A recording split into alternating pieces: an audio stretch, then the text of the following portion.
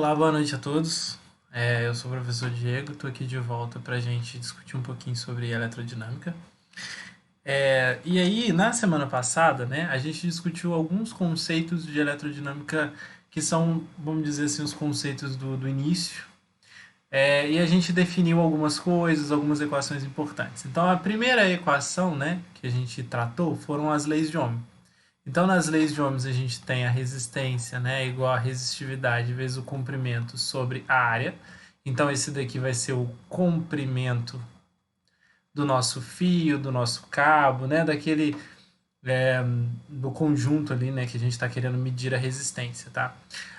O A seria a nossa área, tá? E aí no SI, essa área estaria em milímetros quadrados, né, e esse comprimento estaria em metros. É, a gente pode usar a área em metros quadrados aqui também, tá? Mas aí vai depender um pouquinho da unidade que venha esse ρ.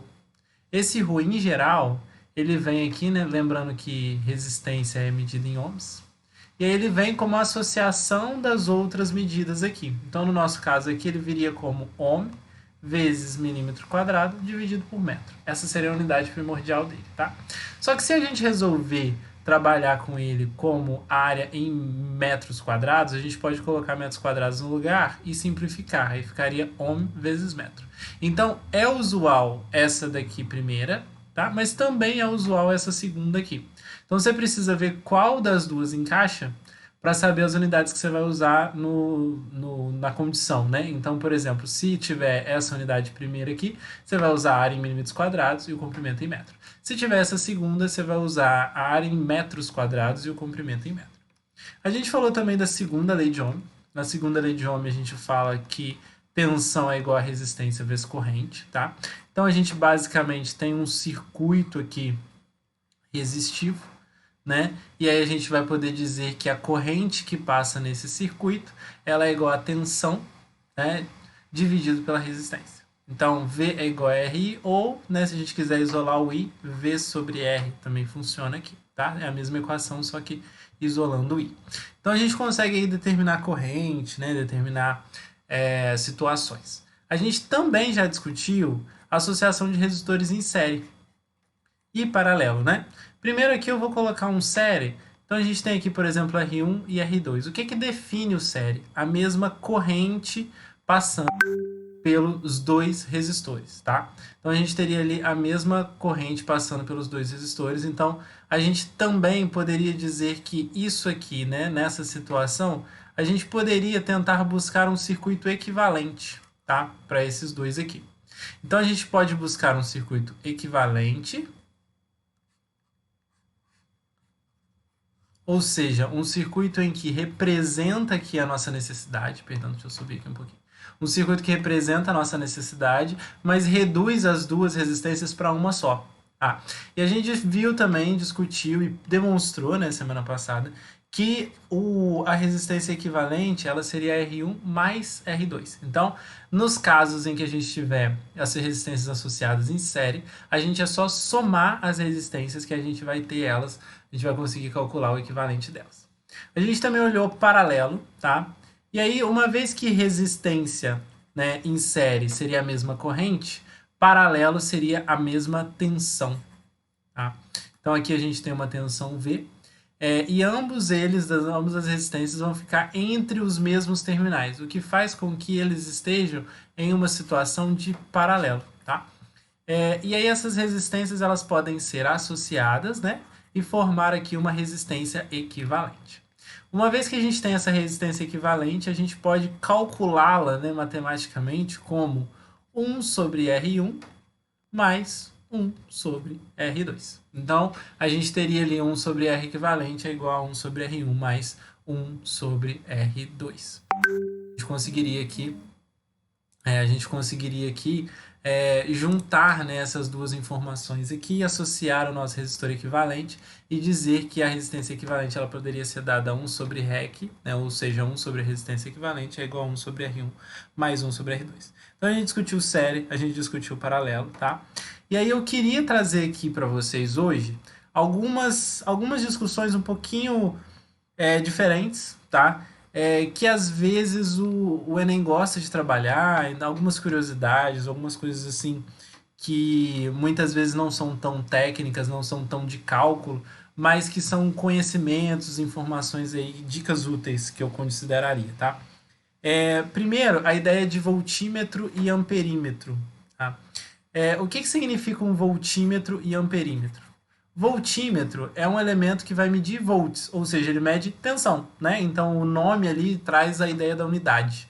Então a gente vai medir tensão nele, tá? E aí a gente, por exemplo, eu quero medir a tensão nesse resistor aqui de cima.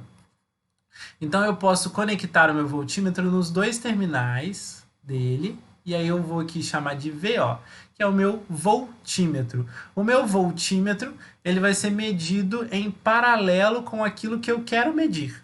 Então eu vou colocar ele em paralelo com o resistor e ele vai medir a tensão daquele meu resistor. Então, por exemplo, vamos supor aqui que eu tenho uma fonte de 10 volts e eu tenho aqui dois resistores iguais, tá? Então eu vou colocar dois resistores de 10 ohms, Quando a gente tem esses dois resistores iguais, isso significa que a tensão vai dividir igualmente entre eles. Então aqui ficaria com 5 volts e aqui ficaria com 5 volts. Porque tensão, resistores em série, a gente teria uma tensão equivalente dividida ali entre os dois. Já que eles são iguaizinhos, tá? Se eles fossem diferentes, ia dividir proporcionalmente, né, com relação aos dois ali. Bom, vamos prosseguindo aqui, vamos discutir um pouquinho mais sobre esses 5 volts, sobre essa ideia. Então a gente quer saber como medir. O que você vai fazer? Vai colocar aqui, vai ligar o meu voltímetro em paralelo com o resistor e ele vai marcar, ele vai mostrar pra gente 5 volts. Então esse seria o trabalho do voltímetro ali. Agora eu vou explicar para vocês o amperímetro, que é um medidor de corrente. Tá? O medidor de corrente, ele precisa medir a corrente, e para medir a corrente, ele precisa passar por dentro do circuito. Tá? Então, eu colocaria ele aqui dentro do meu circuito. Então, 10 volts, 10 ohms, 10 ohms. Então, eu colocaria ele dentro do meu circuito, em série com o meu circuito. Por quê? Porque a corrente que está passando pelo meu circuito vai passar por dentro do meu instrumento e continuar ao longo do meu circuito. Então, uma vez que ela passa por dentro do meu instrumento, ela consegue ali medir a corrente que passa no meu circuito e seguir em frente. Tá? E aí, nesse caso aqui, quanto que ele mediria, né? Vamos pensar aqui, resistências em série a gente soma, né? Então, o R equivalente é 10 mais 10, que é igual a 20. E aí eu vou calcular a corrente no circuito equivalente, que seria 10 com essa resistência de 20 ohms. Então, se eu quero calcular a corrente, eu faria corrente igual a V sobre R, ou seja, 10 sobre 20, ou seja, meio ampere, tá? Então, eu mediria aqui meio ampere nessa condição, tá? Então, a gente tem aí o funcionamento do amperímetro.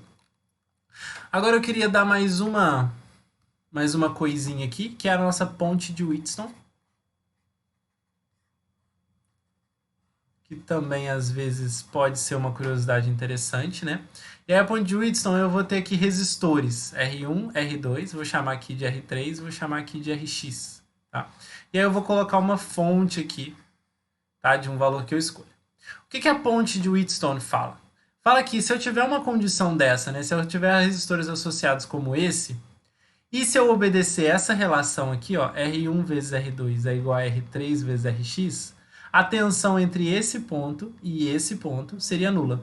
Então eu teria que se eu colocar um voltímetro aqui, ó, eu vou dizer que a tensão seria 0 volts, tá? Entre esses dois terminais.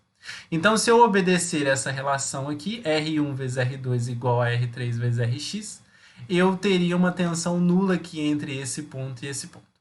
E essa ponte de Wheatstone, ela pode ser muito usada, né? Ela foi inicialmente utilizada para descobrir valores de resistência. Então, por exemplo, eu sei o valor dessas três resistências, R1, R2 e R3. E eu quero descobrir o RX. Então, ele seria dado por R1 vezes R2 dividido por R3. Só que aí, para eu falar assim, eu vou colocar ela ali, vou testar e vou ver o que acontece. O que você pode ir fazendo, né? Você coloca ela ali. Se ela der 0 volts aqui entre esses dois pontos que eu marquei, significa que ela realmente, né, é equivalente a esse produto dividido pelo R3, ou seja, R1 vezes R2 dividido por R3. Ou seja, ela seria equivalente a esse valor esperado aqui, tá? Então, se a gente consegue fazer essas relações funcionar, a tensão aqui entre esses dois pontos seria igual a 0. Agora, só mais uma ideiazinha que seria a ideia de instalações de lâmpadas em casas. Tá? A ideia de instalações de lâmpadas, né, de circuitos convencionais de interruptores e tudo mais, é que interruptores simples, né, eu teria aqui, olha só, uma fase. Pensa comigo o seguinte, na lâmpada da sua casa, eu vou colocar ela aqui assim, tá chegando a fase e o neutro. Tá? Só que o neutro ele normalmente já vem direto na lâmpada, pelo teto e tudo mais, e a fase passa pelo interruptor. Por que ela passa pelo interruptor? Ela chega ali no interruptor, e aí quando você aperta, né, quando você fecha lá o interruptor, ele fecha esse contato aqui e começa a fazer a fase chegar na nossa lâmpada, e aí a lâmpada acende. Então, sem a fase, a lâmpada não se acende. Se tiver sem o neutro, ela também não se acende. Ela precisa ter os dois. Precisa ter a fase, precisa ter o neutro. Então, se eu passasse o neutro por aqui, também funcionaria, tá? A questão é que normalmente a gente usa passar a fase pelo interruptor, porque riscos menores de segurança quando a gente está trocando a lâmpada, tá? Mas existem alguns eletricistas que preferem passar o neutro. Então, na norma, em geral, eles pedem para passar a fase pelo interruptor, mas há algumas mudanças aí que podem acontecer e isso não danifica em nada, né? O funcionamento, não prejudica em nada o funcionamento da instalação elétrica. Bom, a gente tem aqui agora, eu queria dar mais um adendo, que é o seguinte, quando a gente tem dois interruptores que apagam ou acendem a mesma lâmpada. E aí o que acontece nesses casos aqui, tá? Nesses casos, a gente teria aqui na lâmpada chegando neutro, né, como de costume, tá? E aí essa lâmpada vai vir de um conjunto de interruptores. Só que esse conjunto de interruptores, quando você vai na loja, você compra efetivamente um three-way, tá? Então você compra aqui um three-way, ou eles chamam ele de paralelo.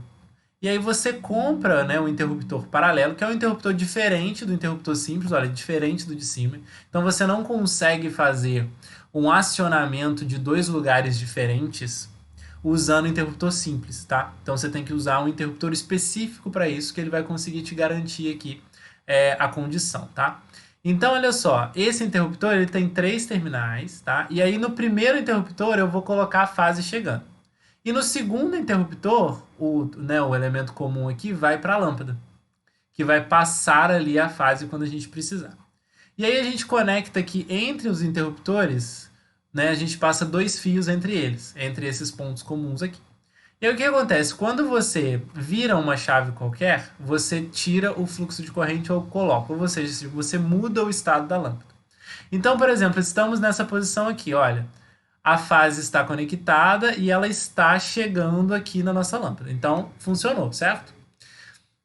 Agora, se ela está em funcionamento, se a lâmpada está acendendo, qualquer interruptor que eu aperte, ele tem que apagar a lâmpada. Então, eu vou apertar esse interruptor aqui e ele vai mudar o caminho. Tá vendo que a fase agora ela está chegando até aqui, né? Mas ela não consegue ultrapassar, olha, ela não consegue chegar na lâmpada. Então, a gente apagou a lâmpada.